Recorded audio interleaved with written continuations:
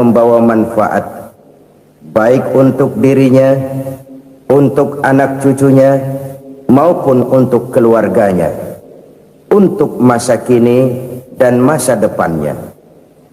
Kadang simpanan itu berbentuk uang, kadang berupa tanah, lain saat berbentuk pabrik, dan lain sebagainya. Sementara masa depan yang paling pasti adalah akhirat. Jika untuk masa depan dunia kita rela memeras keringat, membanting tulang, pergi pagi dan pulang petang, menyimpan uang, menyimpan tanah, menyimpan pabrik, pernahkah kita merenung jika satu saat kiamat datang, kita dibangkitkan dari kubur masing-masing, berdiri di padang mahsyar untuk mempertanggungjawabkan seluruh kegiatan hidup kita di dunia ini, lalu kita akan menuju ke alam akhirat. Sudahkah kita mempunyai simpanan untuk akhirat kita? Pada pertemuan kali ini saya ingin menyampaikan sebuah hadis di mana Rasulullah sallallahu alaihi wasallam bersabda, "Arba'un min kanzil jannah." Simpanan sorga ada 4 macam. Yang pertama, ikhfa'us sadaqah, menyembunyikan sedekah. Saudara-saudara kaum muslimin, sebagaimana yang kita maklum bahwa Allah Subhanahu wa taala melebihkan sebagian rezeki dari kita terhadap yang lain. Ada yang kaya, ada yang setengah kaya, ada yang miskin, ada yang setengah miskin, dan selanjutnya.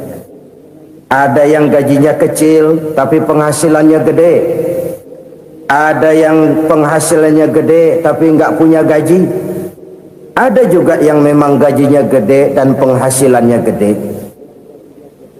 Kelebihan rezeki merupakan sunnatullah dan tidak harus membuat kita merasa lebih dari yang lain. Bahkan sebaliknya, kelebihan itu harus membuat kita ringan tangan untuk menolong mereka yang memang memerlukan pertolongan. Kalau saudara diberikan ilmu, maka pertanyaan akhirat cuma satu: ilmumu kau amalkan untuk apa?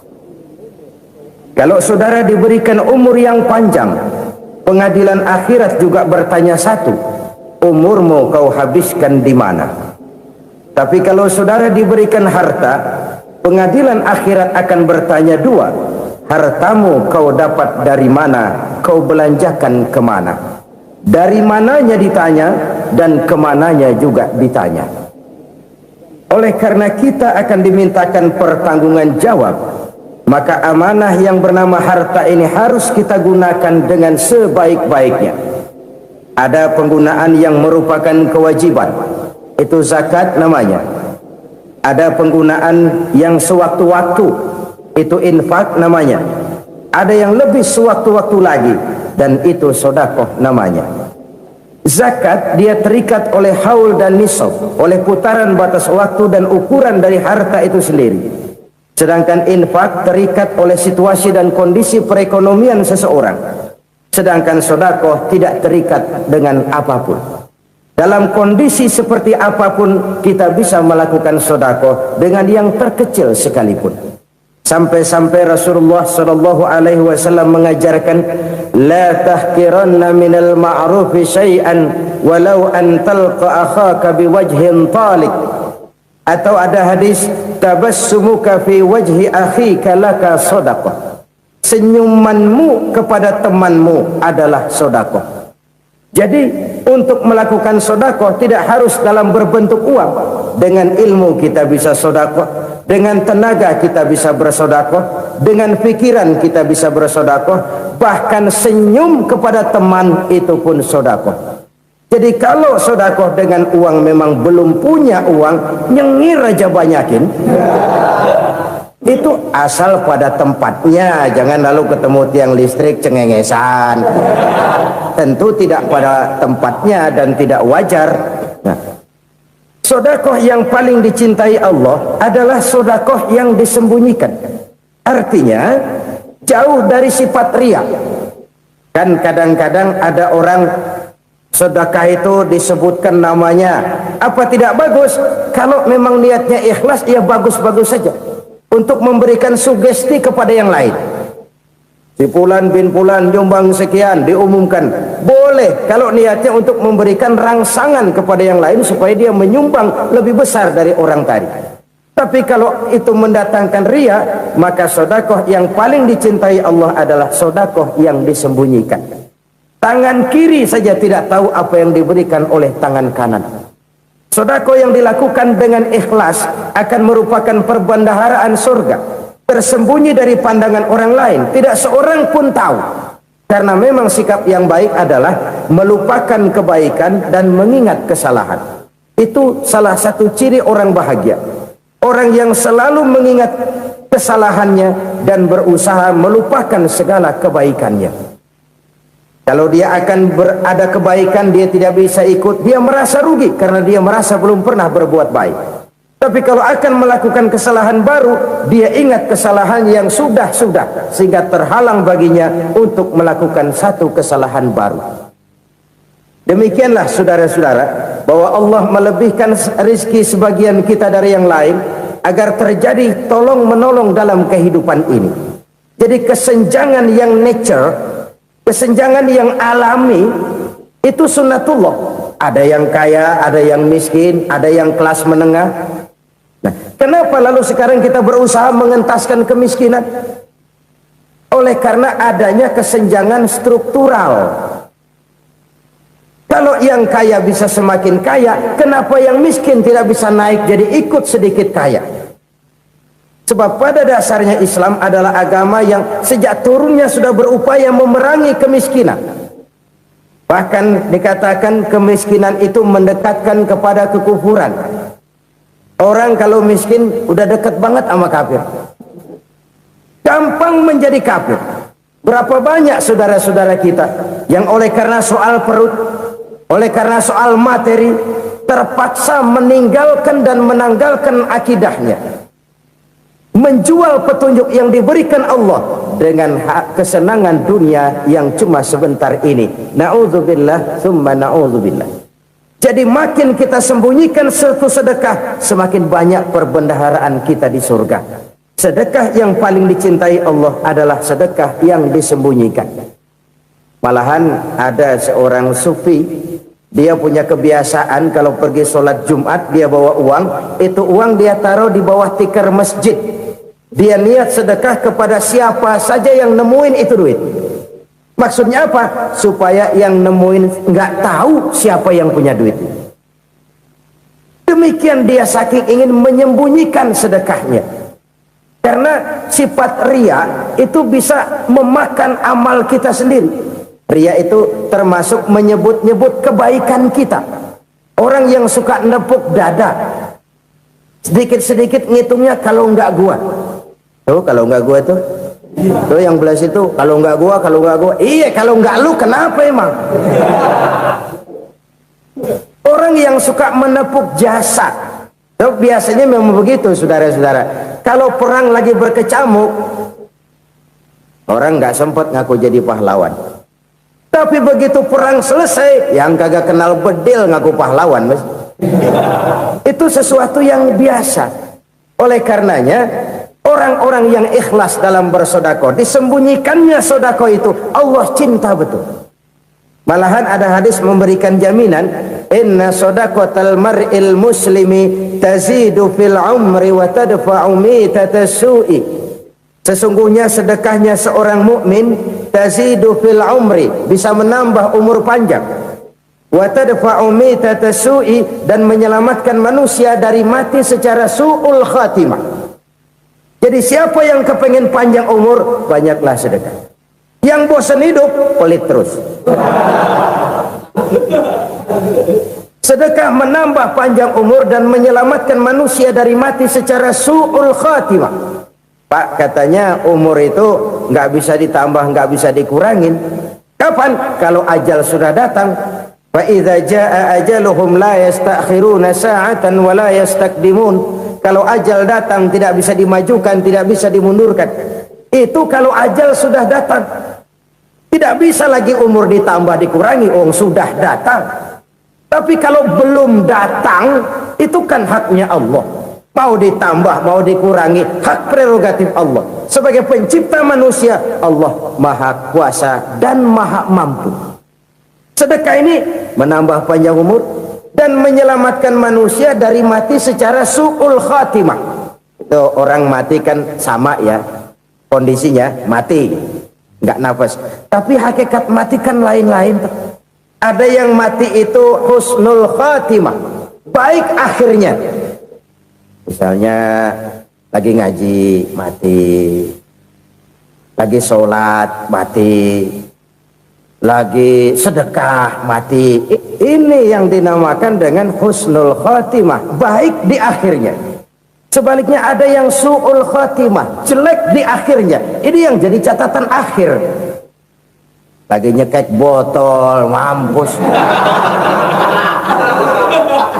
Lagi banting kartu, modar.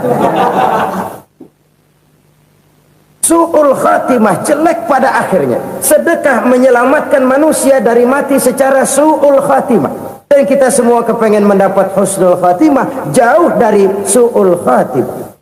Oleh sebab itu yang bisa menyelamatkan kita dari penyakit itu antara lain adalah sedekah yang disembunyikan, yang dikerjakan dengan ikhlas karena Allah. Tidak karena kepengen dipuji orang, tidak karena ingin dikatakan orang pemurah. Sebab orang dermawan itu orang yang memberi tanpa harus diminta. Kalau masih harus diminta, ya belum dermawan namanya. Masih harus diminta. Kalau nggak diminta, ya tulus, lolos, polos. Saudara-saudara kaum muslimin rahimakumullah, harta adalah amanat dan akan kita pertanggungjawabkan. Allah melebihkan rizki sebagian kita dari yang lain agar kita saling tolong menolong, bantu membantu. Nabi janjikan, siapa yang meringankan beban saudaranya muslim di dunia, Allah akan meringankan bebannya di akhirat nanti. Sebuah jaminan dari baginda Nabi. Si orang yang kita bantu barangkali tidak bisa membalas, Allah yang akan membalas lewat jalan lain yang tidak pernah kita sangka-sangka. Ada orang tanya, Pak, ini ada orang nyumbang masjid sambil marah-marah, bagaimana? Saya bilang sumbangannya aja ambil, marahnya jangan. Marahnya jangan diambil, itu urusan dia. Saudara-saudara kaum muslimin rahimakumullah, umat Islam ini kan umat yang punya potensi besar. Kadang kita merenung, kenapa kadang-kadang pembangunan masjid kok lambat sekali? Kalau hotel hari ini peletakan pertama, bulan depan peresmian. Supermarket hari ini peletakan batu pertama, minggu depan peresmian. Tapi kalau sudah yang namanya masjid, kadang-kadang peletakan batu pertama sekaligus jadi batu terakhir. 3 tahun, 4 tahun, campur nebar jalak di jalanan, duit dijaring kayak ikan sepat. Apa tidak ada orang Islam yang kaya? Banyak. Apa tidak ada pengusaha muslim yang jadi konglomerat? Ada. Lalu yang belum banyak itu yang komit terhadap nilai-nilai agamanya. Akhirnya kita jatuh jadi umat yang lemah. Belum ada pengusaha konglomerat muslim buka pabrik supermi cap beduk misalnya umpamanya atau pabrik kecap cap sorban supaya identitas keislamannya sedikit kelihatan. Kita jatuh jadi umat yang lemah karena potensi tidak terinventarisir dengan baik.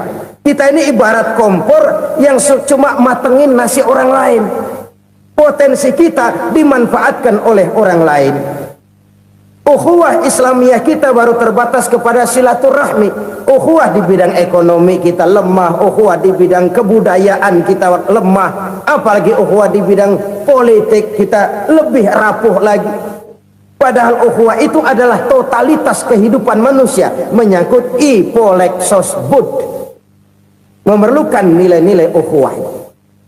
Jadi oleh karena itu mari kita menyadari, di dalam harta kita, walaupun kita yang cari, pergi pagi, pulang sore, peras keringat, banting tulang, di sana ada harta anak yatim, di sana ada hak masjid, di sana ada hak pesantren, di Di sana ada hak jihad. Berbahagialah seseorang apabila dia oleh Allah dijadikan keran. Keran itu menyimpan air, tapi tidak untuk dirinya, tapi disalurkannya kepada mereka yang memang memerlukannya. Saudara-saudara kaum muslimin rahimakumullah, ini yang pertama. Jadi perbendaharaan surga adalah menyembunyikan sedekah. Orang lain nggak tahu, kita pun nggak pernah ngitung-ngitung. Kita anggap lewat begitu saja, padahal itu deposit akhirat. Satu. Yang kedua, perbendaharaan surga itu apa? Wa kitmanul musibah, menyembunyikan kesulitan. Kadang orang takut menghadapi kesulitan, tapi makin kita merenung, hidup ini kan sebenarnya urusan. Takut sama urusan, ya jangan hidup. Tandanya orang hidup itu kalau punya urusan. Urusan melupakan problem. Problem sering menimbulkan kesulitan. Kesulitan bukan untuk ditakuti, tapi untuk diatasi dan dicarikan jalan keluarnya. Siapa sih orangnya yang nggak pernah sulit-sulit? Makin tinggi status sosialnya, makin gede urusannya. Makin tinggi kualitas imannya, makin berat tingkat kesulitannya. Cuma memang yang namanya enak itu seperti pelangi. Biang lala itu nggak pernah di atas kepala kita, di atas kepala orang melulu. Lo sih enak lo, kata kita. Dia juga bilang yang enak kan lo. Pelangi itu nggak pernah di atas kepala kita. Kata tukang beca, aduh enak ya naik Mercy. Kata tukang beca, apa yang di dalam mobil Mercy? Aduh enak bener tukang beca, di jok ngeringkuk ngorok pulas bener.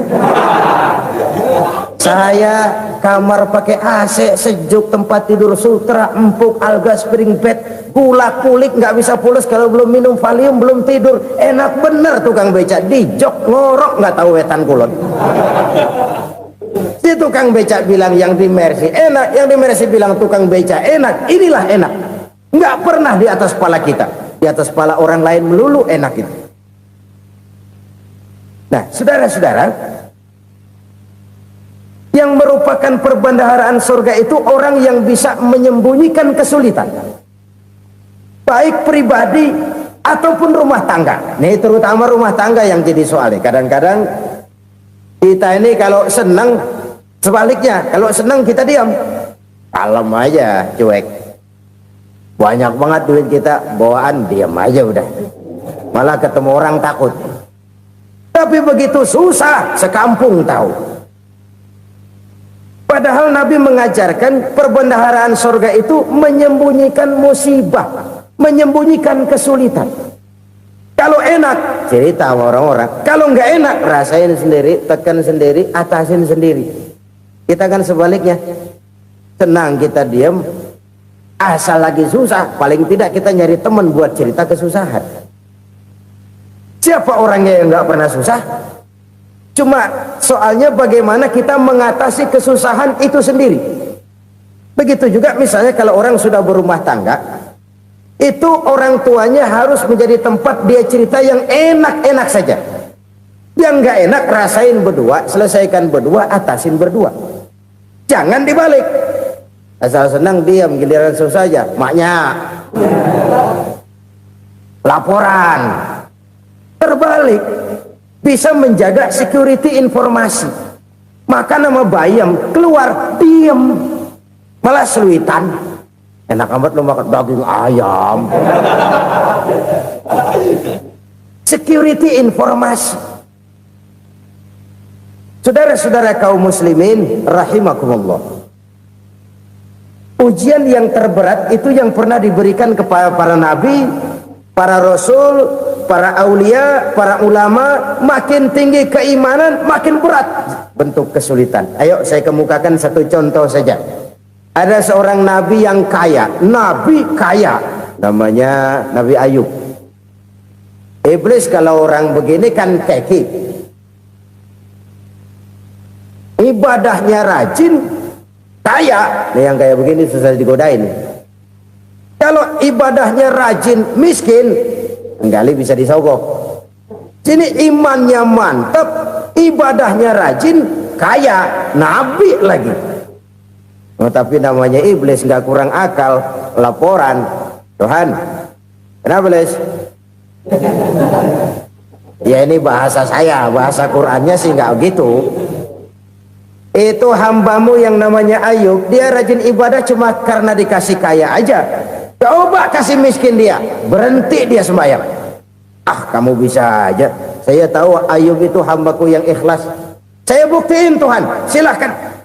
Dibuktiin lah, iblis turun ke alam ini. Yang mula-mula dia lakukan, dia rusak sawah ladang Nabi Ayub.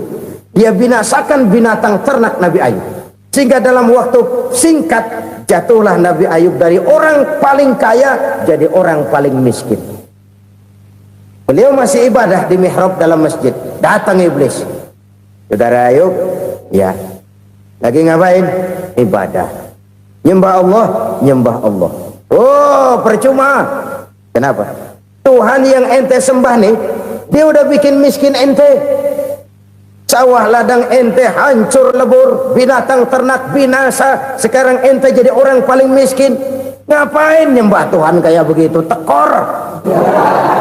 Udah berhenti dah ibadah, berhenti ibadah. Ini iblis sama Tuhan lapornya lain, yang dikerjakan kepada Nabi Ayub juga lain.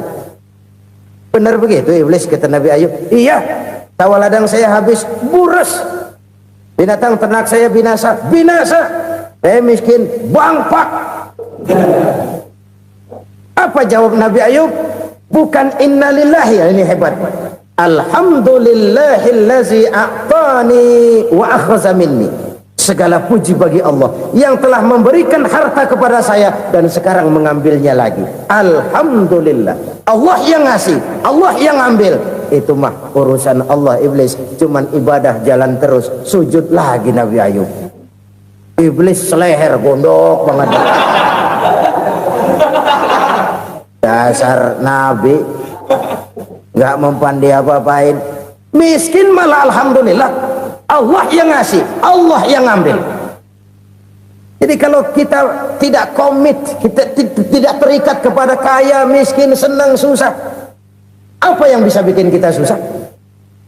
Jadikan kekayaan, kemiskinan, jadikan senang, susah sebagai anak buah yang bisa kita atur. Jangan kekayaan ngatur kita, jangan kemiskinan ngatur kita. Kita yang harus mengatur mereka. Senang, susah, kaya, miskin, bahagia, sengsara, jadikan itu anak buah yang bisa kita atur. Kalau sekarang kita kaya, lain saat boleh jadi kita miskin, semiskin-miskinnya. Allah yang ngasih, Allah yang ambil. Tenaga mana yang bisa menghalangi?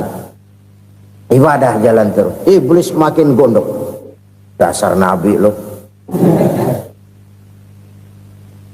Akhirnya apa? Nabi Ayub dikerjain, diberikan penyakit. Demikian fatal penyakitnya. Bayangin, udah miskin sakit. Masya Allah. Miskin sakit. Sakitnya nggak lama, kira-kira 16 tahun. Istrinya 3, 2 mental minta ceraiin. Ngerawatin laki bengek begini. Senang belum tentu, susah udah pasti nih. Cerai aja, cerai dah. Cerai. Tinggal satu Siti Rahmah yang setia menemani beliau. Sesetia-setianya hati perempuan. Satu saat Siti Rahmah bilang, "Bang, iya, abang kan Nabi bang. Lalu namanya Nabi kan doanya jarang meleset bang. Maksud kamu minta kenapa sih sama Tuhan biar abang sembuh baik dah bang?" Siti Rahmah, iya. Saya sakit berapa tahun sih dah? 16 tahun bang. Sebelum ini saya sehat berapa tahun? Ya kira-kira 60 tahun bang. Nah coba ente banding-bandingin Rahmah. Saya dikasih sehat 60 tahun, dikasih sakit 16 tahun. Sudah nggak sabar mau doa kepada Allah minta sembuh. Saya malu kepada Allah. Diuji dengan yang luar biasa seperti ini, tidak mengganggu stabilitas kehambaannya. Dia tetap menghamba kepada Allah Subhanahu wa ta'ala. Saudara-saudara kaum muslimin rahimakumullah, kunci menghadapi kesulitan itu apa? Allah jelaskan dalam satu ayat, wa basyiris sabirin alladzina iza asabathum musibah qalu inna lillahi wa inna ilaihi raji'un. Gembirakan orang-orang yang sabar. Siapa mereka itu? yang apabila mendapat musibah mereka kembali kepada keyakinan dasar segalanya dari Allah dan segalanya akan kembali kepada Allah. Ini konsepsi dasar dari sikap muslim dalam menghadapi berbagai kesulitan. Segalanya dari Allah, segalanya akan kembali kepada Allah. Kalau ini sudah kondisi dasarnya, maka kita akan lapang menghadapi kenyataan bagaimanapun pahitnya. Apakah itu namanya miskin, apakah itu namanya sakit, bahkan maut sekalipun. Maut sekalipun. Segalanya dari Allah, segalanya akan kembali kepada Allah. Ini sikap hidup, bukan sekedar ucapan. Kita kadang-kadang menjadikannya sebagai ucapan. Mulutnya sehingga berhenti, innalillahi wa inna ilaihi rajiun, tapi nangisnya terus gerung-gerungan. Bukan itu, ini kesadaran moral. Kalau segalanya dari Allah, segalanya kembali kepada Allah, kan sebenarnya cuma nunggu giliran. Hari ini saya nyembayangin dia, entah hari apa saya disembayangin orang. Hari ini saya antar dia ke kubur, entah hari apa orang nganterin saya ke kubur. Hari ini saya tahlilkan dia, entah nanti kapan orang tahlilkan saya. Segalanya dari Allah, segalanya akan kembali juga kepada Allah. Oleh sebab itu saudara-saudara, kesulitan bukan untuk ditakuti. Kesulitan justru untuk diatasi, dicarikan jalan keluarnya. Dan tidak ada orang yang tidak pernah mendapat kesulitan. Tidak ada.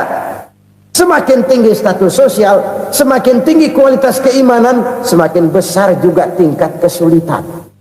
Hanya saja bagaimana cara kita mengatasinya. Dan Al-Quran menyatakan innama al-usri yusra.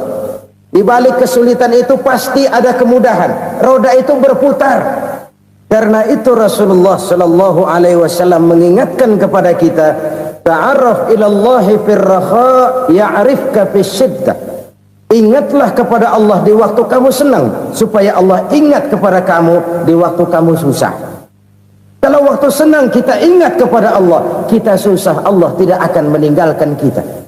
Tapi kalau waktu senang kita jauh dari Allah, sujud tidak sempat, dengan masjid jauh, ketika senang kita lupakan Allah. Nanti begitu kita susah, Allah lupakan kita. Dan itu menyakitkan. Oleh karena itu orang-orang tua kita dulu bilang, kalau lagi sehat ingat-ingat, lu bakal sakit nanti. Kalau lagi kaya ingat-ingat, satu saat kita bakal jatuh miskin. Bahkan kalau lagi muda ingat-ingat kita bakal tua. Dan yang terpenting, kalau lagi hidup ingat-ingat kita bakal mati. Saudara-saudara kaum muslimin rahimakumullah. Jadi yang kedua yang merupakan perbendaharaan surga, menyembunyikan musibah. Saudara-saudara kaum muslimin rahimakumullah. Hal ketiga yang merupakan perbendaharaan surga adalah wasilatur rahmi. Orang yang suka bersilaturahmi. Sebagaimana yang kita maklum bahwa manusia adalah makhluk yang disebut zon politika. Makhluk sosial yang tidak mungkin hidup sendiri-sendiri. Betapa dan siapapun kita memerlukan orang lain. Bodoh betul manusia kalau tinggal di tengah masyarakat tapi tidak mau bermasyarakat. Merasa hebat sendiri, pintar sendiri, gagah sendiri, kaya sendiri. Mungkin kalau mati juga ngubur sendiri. Jangankan kita di sini, di sorga saja Nabi Adam waktu sendirian bengong melulu, mondar mandir. Allah tegur dalam sepidang. Ya ini kalau bahasa saya. Iya Tuhan, sepi ini nggak ada coret-corekan pisan ini. Diciptakan Siti Hawa baru anteng Nabi Adam. Itu di sorga. Cobalah. Umpamanya saudara tinggal di Jakarta nih. Kayak bener. Apaan aja di Jakarta punya saudara dah. Jembatan Semanggi ambil. Monas buntel bawa pulang. Hotel-hotel ambil semua. Cuman tinggal di Jakarta sendirian, apa enaknya? Betapa dan siapapun kita perlu orang lain. Tidak ada seorang pun yang bisa memenuhi kebutuhan hidupnya secara sendiri-sendiri. Nah, Islam telah menyelamatkan manusia dari ras diskriminasi, mengikat manusia dengan persaudaraan yang berlandaskan kepada akidah. Karena itu dianjurkan bersilaturahmi. Bahkan Nabi menyatakan, man arada ayyubsata lahu fi rizqihi wa yunsa'a fi atharihi falyasil rahimah. Siapa yang kepengen diluaskan rezekinya dan dipanjangkan usianya, banyaklah ia bersilaturahmi. Siapa yang kepengen dimudahkan rezekinya, hendaknya ia banyak bersilaturahmi. Kalau banyak teman, kesulitan kan paling tidak ada tempat cerita. Udah susah, sendirian kita pikirin diri, nggak ada tempat tukar pikiran. Cepet banget sama bengek. Dilawan sendiri. Nah, secara makro kita bisa berkata, tidak mungkin ada kemenangan kalau tidak ada kekuatan. Tidak ada kekuatan kalau tidak ada kesatuan dan persatuan. Tidak mungkin ada kesatuan dan persatuan tanpa semangat silaturahmi. Kalau umat Islam mau menang, dia harus kuat.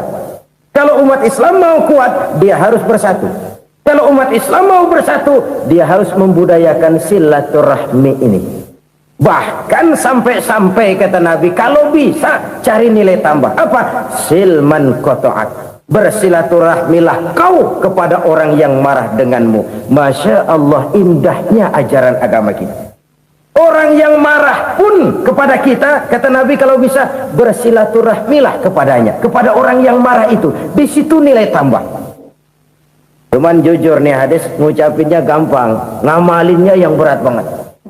Orang marah sama kita, kita disuruh silaturahmi. Ada apa malu? Lu marah, ada gua marahan lagi. Tunggu pikirin. Saudara-saudara kaum muslimin rahimakumullah. Tapi ini yang diajarkan, bahkan ini yang dicontohkan oleh baginda Rasul.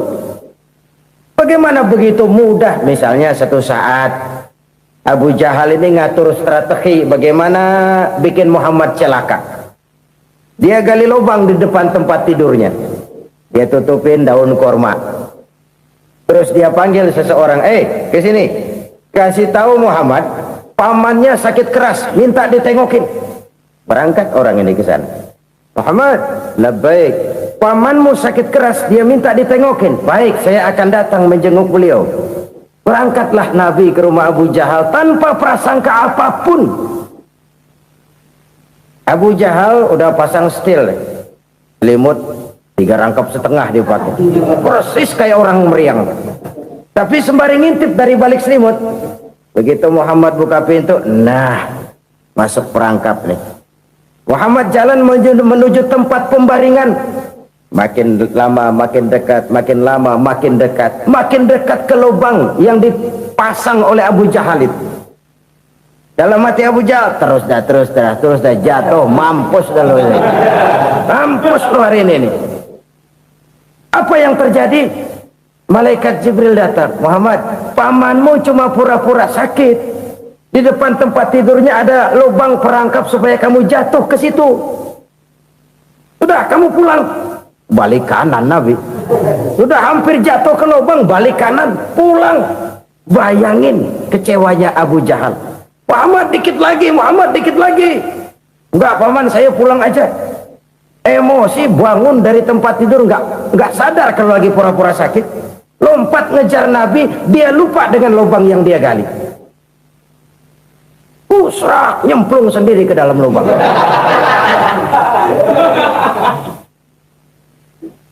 Nabi terus berlalu. Ini terjadi keanehan. Jatuh ke lubang yang dia gali itu sebenarnya nggak terlalu dalam ya, antara 3-4 meteran lah. Tolong saya jatuh ke lubang ini. Datanglah pelayan-pelayannya itu. Angkat saya dari sini. Oh, yang ngulurin tambang. Satu gulung belum juga nyampe itu tambang. Kurang, beli lagi ke warung. Sambung, ulur lagi, nggak juga bisa sampai. Wah, ini kerjaan Muhammad ini. Tolong, siapa salah seorang kamu ke rumah Muhammad, kasih tahu encangnya kecebur. Minta ditolongin. Sampaikan kepada Rasul. Kenapa? Pamanmu jatuh ke lubang, Muhammad minta tolong diangkatin. Tambang udah nyambung-nyambung nggak nyampe juga. Ya, nanti saya datang, saya tolong. Coba. Nyata-nyata orang berniat jahat mau mencelakakan dia. Datang dia menolong. Ini yang disebut air tuba dibalas air susu ya ini. Bukan sebaliknya. Air tuba dibalas air susu. Paman, kecebur ya? Iya Muhammad, tolong ini. Pegang tangan saya. Nabi ulurkan tangannya, nyampe. Dipegang oleh Abu Jahal, diangkat ke atas. Sampai atas, apa kata Abu Jahal? Sihirmu memang hebat Muhammad. Udah ditolongin dikata sihir. Yang enak kita kemplang kan itu orang begitu. Urusan apa? Tapi inilah akhlak. Kalau bisa kamu bersilaturahmilah dengan orang yang marah kepadamu sekalipun. Orang marah kita tetap baik. So, kalau kita berbuat baik sama orang yang memang baik, rasanya sih biasa-biasa aja. Orang baik kita baik lagi, ya draw aja, belum ada nilai tambah di situ. Baru ada nilai tambah kalau kita bisa berbuat baik kepada orang yang nyakitin kita. Itu namanya kita setingkat di atas dia. Dia sakitin kita, kita berbuat baik sama dia. Dia pelit sama kita, kita baik sama dia. Dia marahin kita, kita deketin dia. Di situ kita punya nilai tambah. Jadi siapa yang ingin diluaskan rezekinya, kata Nabi, dan dipanjangkan umurnya, hendaklah ia banyak-banyak bersilaturahmi. Sederhana sebenarnya silaturahmi, tapi silaturahmi membangkitkan semangat kesatuan dan persatuan. Kesatuan dan persatuan melahirkan kekuatan. Dalam matematika 1 ditambah 1 pasti 2. Tapi di tengah masyarakat, 1 orang takut ditambah 1 orang takut, hasilnya jadi 2 orang setengah berani. Kenapa setengah berani? Karena udah berdua. Tadi pan takut sendirian. Kalau dia kumpul turu-turu takut lah jadi berani. Kita yang lemah, kita yang tidak berdaya, kita yang miskin, kalau mau kompak bersatu, apa yang nggak bisa kita kerjain? Apalagi tinggal di kota besar, pilihan cuma 2. Bertahan atau minggir. Bertahan atau minggir. Untuk bisa bertahan harus mampu bersaing. Untuk mampu bersaing harus punya keahlian. Keahlian harus ditunjang dengan pendidikan, ditambah oleh kekompakan sebagai umat. Udah miskin mencar mulu, orang injek gitu. Orang nggak pandang urusan apa yang malu. Oleh karena itu silaturahmi pada hakikatnya merupakan ruh dari ukhuwah yang diajarkan oleh agama kita.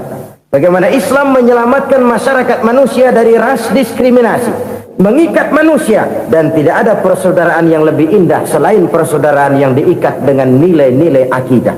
Sepanjang orang di jalan Allah, itulah saudara kita. Keluar dia dari jalan Allah, selesailah persaudaraan sampai di situ. Karena itu, kalau ingin menyimpan sesuatu di surga, banyaklah bersilaturahmi. Datang ke rumah ini, datang ke rumah itu, dan lain sebagainya. Itu simpanan kita di akhirat nanti. Ini yang ketiga. Saudara-saudara, yang keempat, perbendaharaan surga itu apa? Wa qawlu la hawla wa la quwwata illa billah. Ucapan la hawla wa la quwwata illa billah. Ibadah kan ada yang berat, modalnya besar. Bangun masjid berat, modalnya besar. Bangun rumah sakit berat, modalnya besar. Ada ibadah yang berat tapi modalnya ringan. Misalnya puasa. Puasa itu berat, mengendalikan nafsu. Kalau sekedar nggak makan nggak minum sih enteng, mengendalikan nafsu. Itu jihad terbesar, tapi kan modalnya ringan, cuma niat saja. Ini ibadah berat, modalnya ringan. Ada ibadah yang ringan, modalnya juga enteng. Seperti termasuk ucapan la haula wa la quwwata illa billah. Tanpa sadar, la haula wa la quwwata illa billah. Nyelengin tuh di surga. Nyelengin, kita nggak terasa, nyelengin simpenan akhirat. La haula wa la quwwata illa billah. Nyimpen lagi. Kaget, la haula wa la quwata illa billah, nyimpan lagi, banyak simpanan.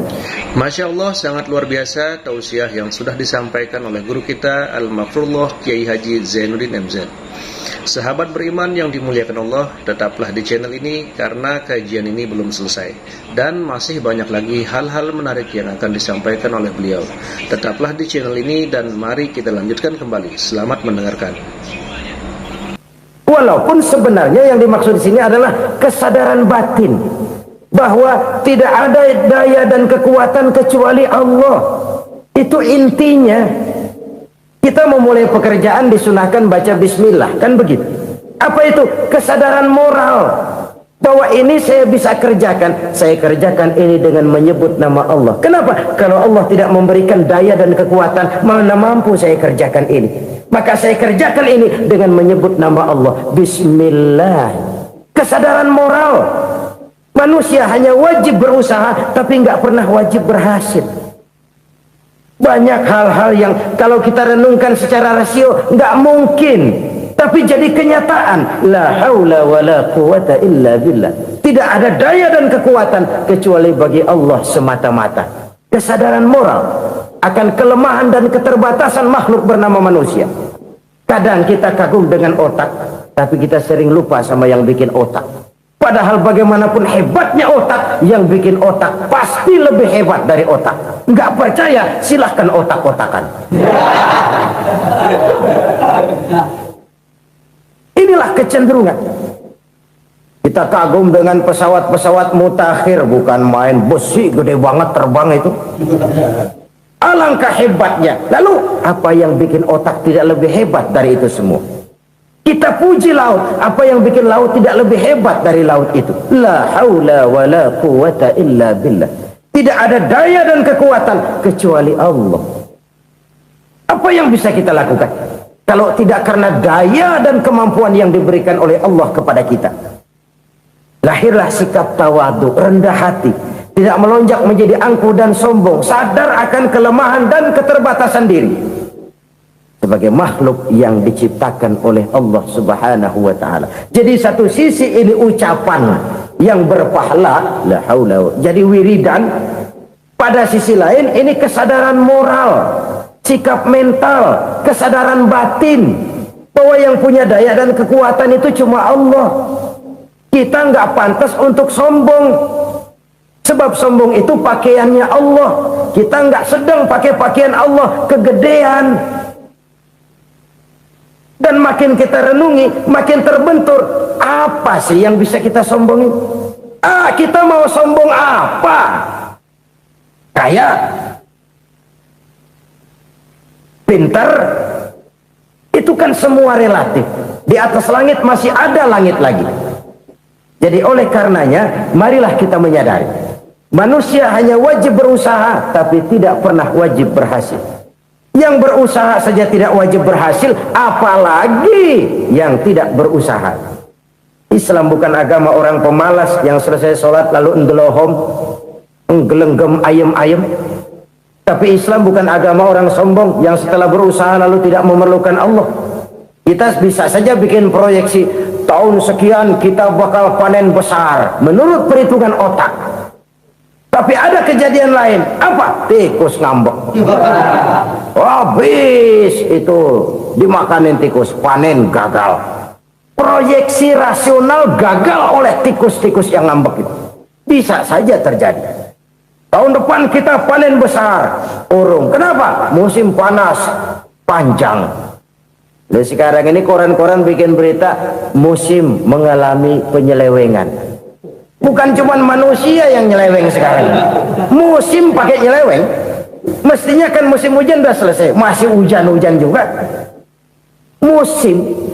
Nah sekarang kita boleh bikin proyeksi, kita bakal panen besar. Tahu-tahu musim panas panjang, sawah retak, air kering. Cari teknokrat yang paling botak, suruh pendekin tuh musim panas. La haula wala quwata illa billah.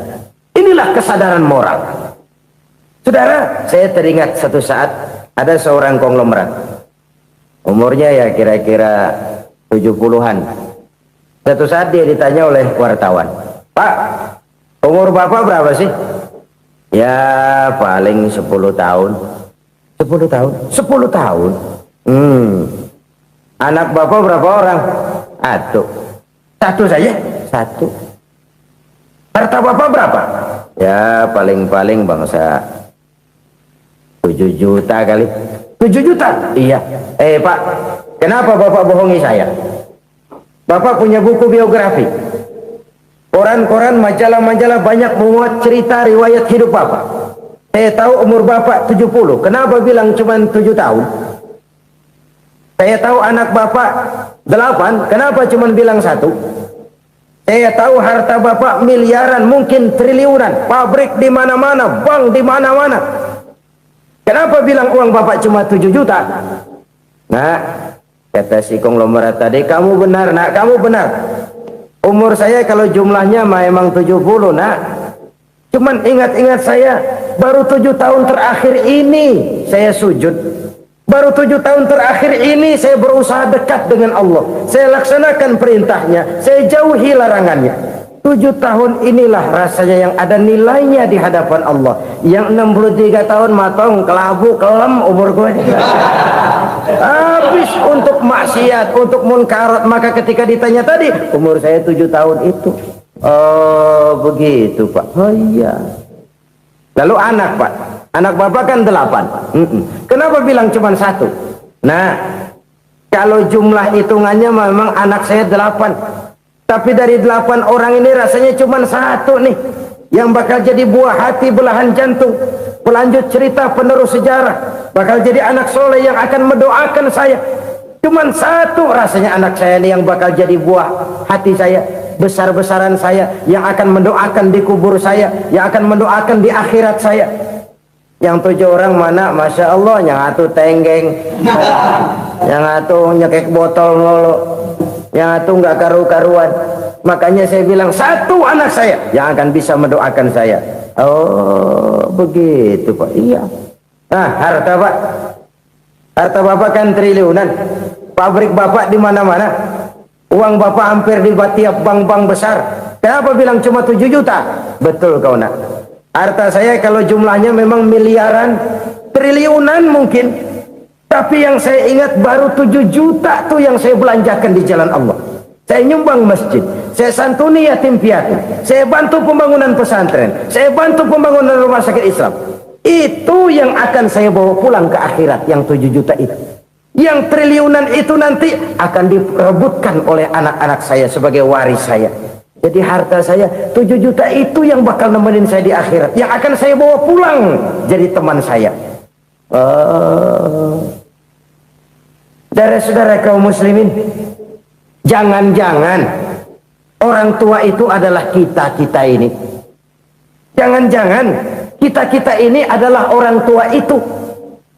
Jangan-jangan itu potret dari diri kita masing-masing. Dari sekian umur yang diberikan Allah, berapa tahun yang ada nilainya di hadapan Allah? Dari sekian anak-anak yang merupakan amanah, berapa yang akan mendoakan kita sebagai orang tuanya menjadi anak soleh? Dari sekian banyak harta yang diberikan Allah, berapa yang akan kita bawa pulang menghadapnya nanti, yang kita belanjakan di jalan Allah? Ini sebuah potret kehidupan. Karena itu kita kembali kepada la haula wa la quwwata illa billah.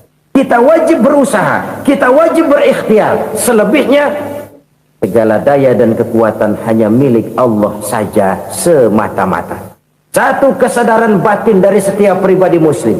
Setelah ia berusaha dan berikhtiar, ia menyerahkannya kepada Allah Subhanahu wa ta'ala. Jadi satu sisi ini merupakan wiridan ucapan yang mengandung pahala, pada sisi lain ini merupakan sikap batin dari seorang muslim di dalam ia menghadapi realitas kehidupan ini.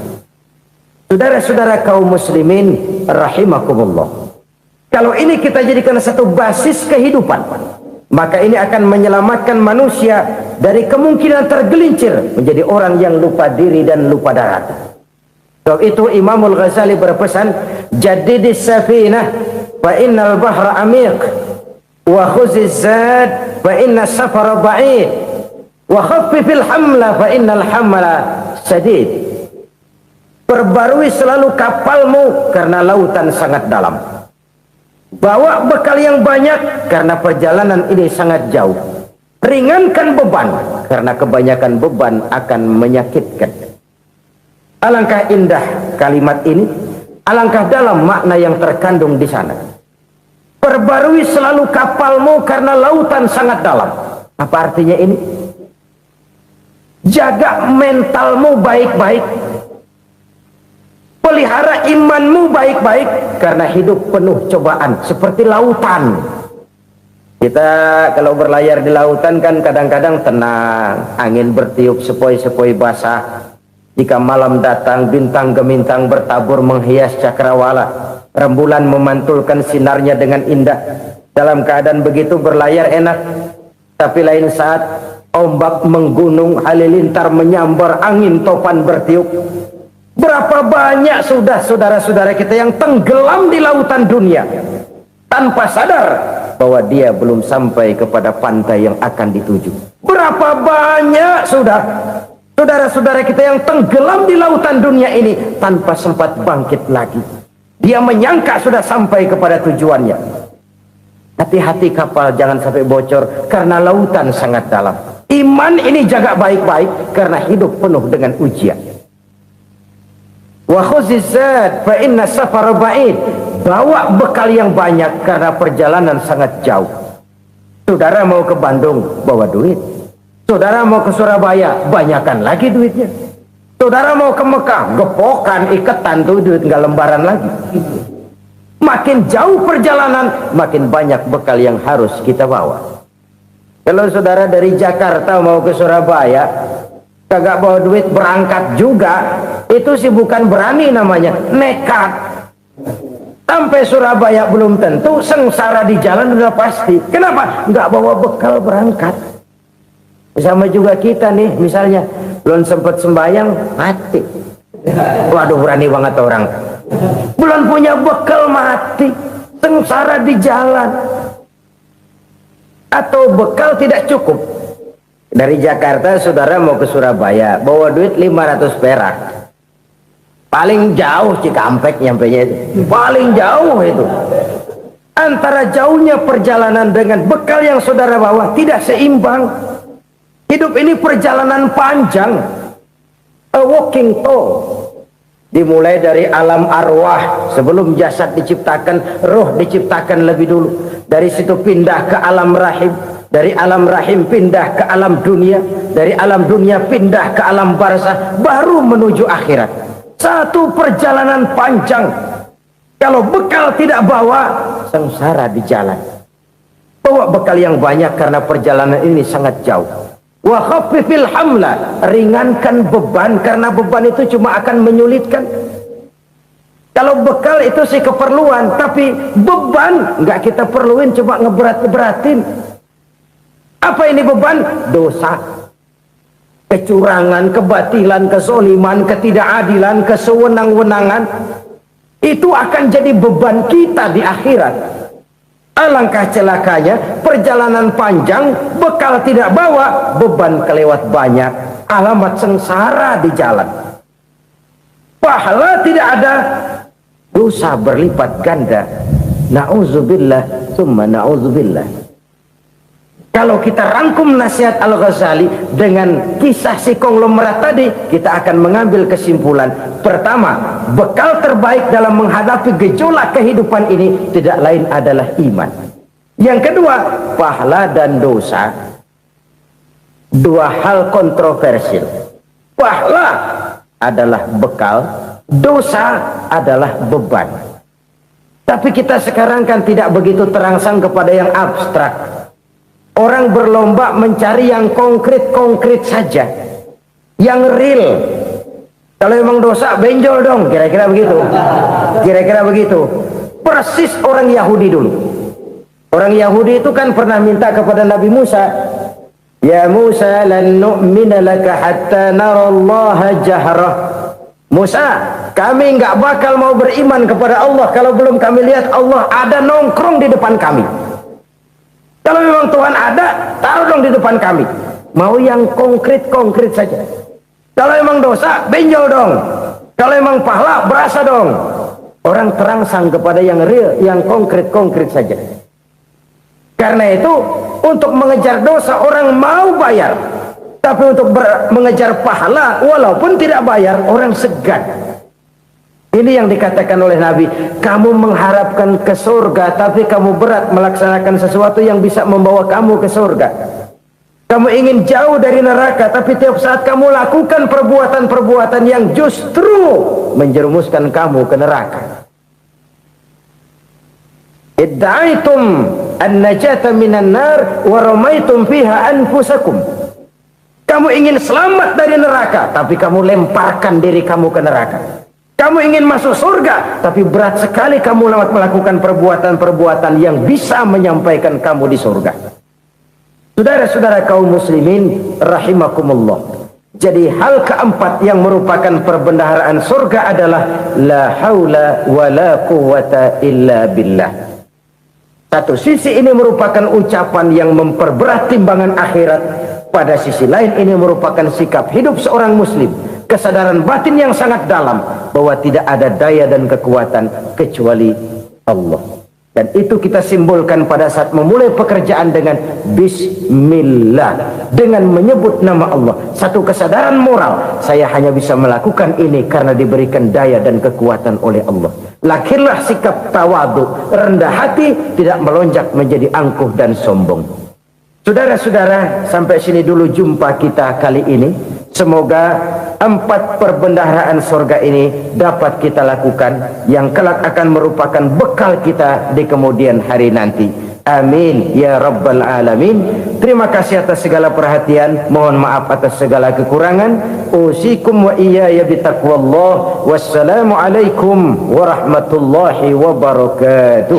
Alhamdulillahirabbil alamin. Demikianlah kajian penuh ilmu, hikmah dan manfaat yang sudah kita dengarkan bersama dari guru kita Al-Mafrullah Kiai Haji Zainuddin MZ.